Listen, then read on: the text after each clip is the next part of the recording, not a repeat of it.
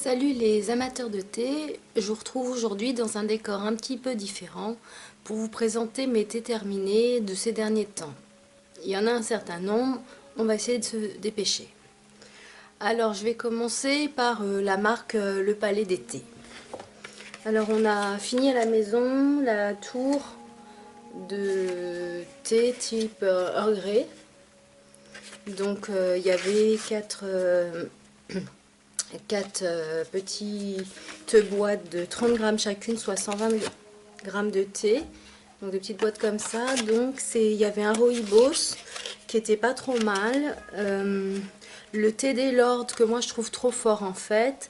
Le Green of London et le Blue of London. Donc le Green of London c'est un thé vert parfumé façon Earl Grey. Et le Blue of London en fait c'est sur un Darjeeling si je me dis pas de bêtises. Donc le Green of London et Blue of London, je les ai préférés au thé des Lords. Après, dans l'ensemble, je ne reprendrai pas ces thés parce que je trouve qu'en fait, ils sont beaucoup trop forts. Et pourtant, j'aime bien le Earl Grey, j'aime bien la bergamote, mais là, je les ai vraiment trouvés trop costauds. Ensuite, du Palais des Thés, nous avons Sencha supérieur, donc tout est dans le nom, hein, c'est du Sencha de qualité supérieure. Le Sencha étant un thé vert japonais nature. Donc c'est un thé que j'aime bien, après il n'a rien d'exceptionnel. Un bon sencha d'une n'importe quelle maison est un peu équivalent, donc si je tombe dessus, je peux le reprendre, sinon ça sera un autre. Ensuite nous avons Tamar Yokusha Impérial, donc ça c'est un thé pareil japonais, un thé vert. Alors il n'est pas finalisé on va dire ce thé comme le sencha. Ceux-là ils sont... L'oxydation est arrêtée à la chaleur sèche type wok j'ai envie de dire. Enfin ils passent les feuilles dans une grande bassine chaude. Alors que le sencha c'est fait à la vapeur, l'arrêt de l'oxydation. Donc le goût est un petit peu différent. Après ça reste quand même des notes très végétales, très japonais j'ai envie de dire, mais moins que certains sencha ou du gyokuro. Donc c'est peut-être plus accessible. Après comme sa qualité censée être supérieure, il est plus cher. Après j'ai envie de dire je l'ai bien aimé, mais j'en prendrai pas, je l'ai pas trouvé non plus transcendant vu le prix. Enfin voilà, enfin c'est une question de goût. Après il y a des gens qui préfèrent le Tamaryokusha au sencha, donc c'est aussi une affaire de goût personnel. Voilà, donc on a fini avec le Palais des Thés. Donc je vais passer à une autre grosse enseigne dont j'ai écoulé plusieurs thés ou échantillons. Il s'agit de David's Tea. Donc David's Tea, c'est une maison de thé qui a été fondée au Canada et qui est présente au Canada, aux États-Unis. Donc pour s'en procurer en France, c'est le parcours du combattant. Il faut faire absolument soit faire acheter par quelqu'un que vous connaissez, soit passer par Chipito, Relais Shop USA, ce genre d'organisme qui en fait vous permet d'avoir une sorte de boîte postale et après qui vous renvoie un ou plusieurs colis chez vous. Donc moyennant un certain nombre de frais de port ou autres. Mais voilà, ça permet d'y avoir accès. Après, il ne bloque pas votre achat parce que vous envoyez en boîte postale. Hein. J'ai fait 2 fois des achats et ça s'est super bien passé. Il n'y a pas de souci de ce problème-là. Donc je vais vous présenter ces thés-là. Alors, j'ai fini promenade en traîneau. Donc ça c'est une infusion à la pomme, à la fleur d'hibiscus, à l'ananas, à la papaye, à la cannelle, au raisin sec, noix de coco, amandes, riz soufflé. C'est sans caféine, donc c'est une infusion. Et c'est vraiment une infusion que j'ai beaucoup aimée. Alors c'est une infusion que j'ai connue par Rachel, avec qui j'ai fait 2 fois des calendriers de Noël et un ou deux swaps de thé. Un sur 2 probablement. Je sais plus moi, force qu'on s'échange des trucs, je suis perdue. Donc c'est Rachel qui me l'a procuré dans mon premier calendrier de thé de Noël 2014 donc, et en fait c'était présenté dans une petite boule très jolie que j'ai gardée pour mon sapin de Noël. Et j'ai adoré cette infusion. Je l'avais un petit peu oublié, je me dis oh faudra que je l'achète à l'occasion. Et puis j'ai fait une commande au mois de novembre de thé David's Tea, fin novembre. Et je suis retombée en début de mois de décembre sur... elle m'avait remis, cette année c'était une étoile, où il y avait cette infusion. Et là je me suis souvenue, oh la vache c'est vrai, je l'adorais cette infusion. Donc j'ai fait une deuxième commande où je l'ai rajouté et où j'ai mis 2-3 autres thés comme sur Relais Shop USA par lequel je passe pour acheter mes thés David's Tea. Vous pouvez faire garder vos colis sur 8 semaines je crois et faire envoyer plusieurs colis. Donc ça permet de, si vous avez plusieurs achats de produits que vous pouvez trouver qu'aux États-Unis, bah c'est vachement pratique quoi. Donc tout ça pour dire que j'ai adoré cette infusion, que j'en ai d'autres paquets, c'est des paquets que de 50 grammes.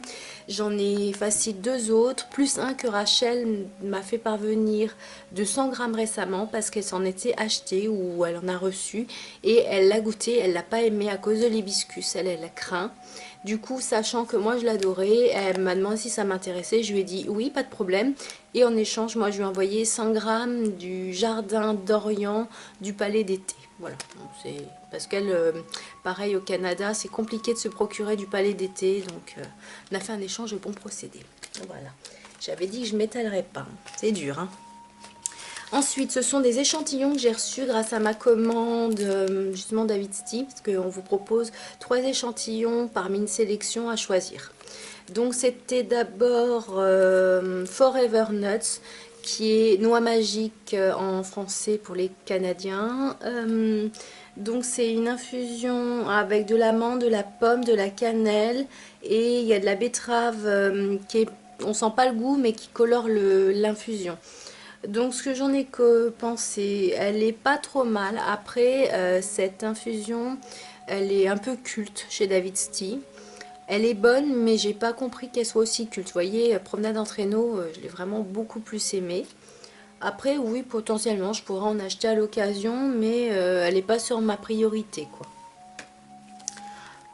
Ensuite, nous avons un peu son copain en thé vert qui s'appelle noix grillée ou toasted nuts. Donc pareil, c'est aux noix, au thé vert sancha, un peu de nougatine, d'ananas, enfin c'est surtout les noix on va dire qu'on sent.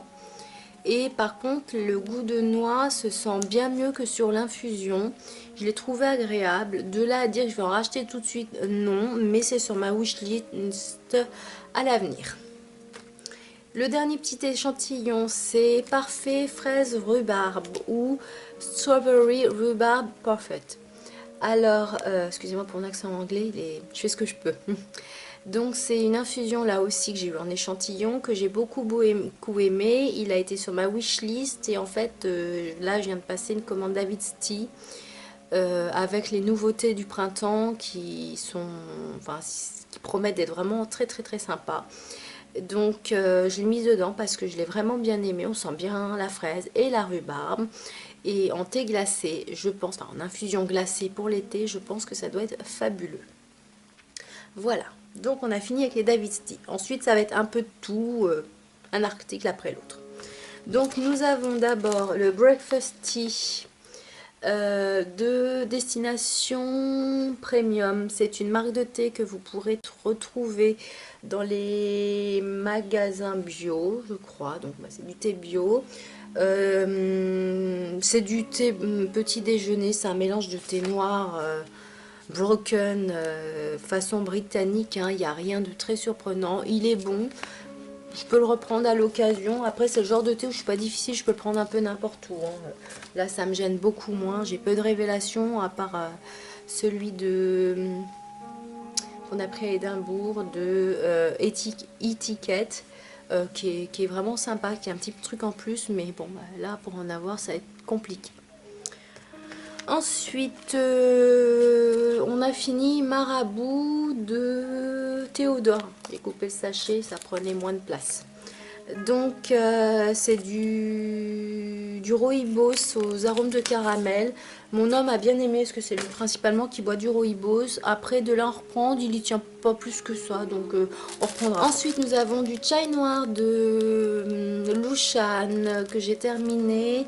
Ce que j'en ai pensé, c'est un bon chai, mais c'est pas mon préféré. J'ai acheté récemment le chai impérial du Palais d'été que je préfère parce qu'on sent plus la cardamone.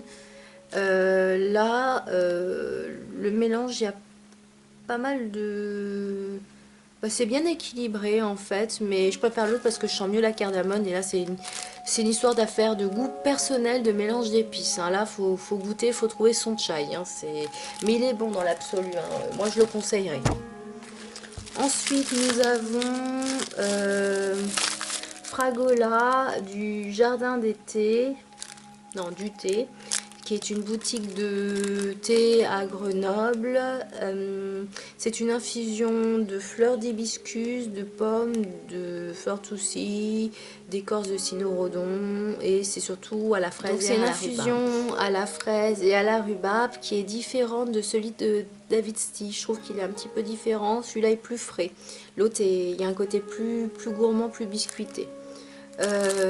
J'en ai déjà de nouveau chez moi parce que avant même d'avoir fini le paquet, comme je vais pas souvent à Grenoble, j'en avais repris au cas où.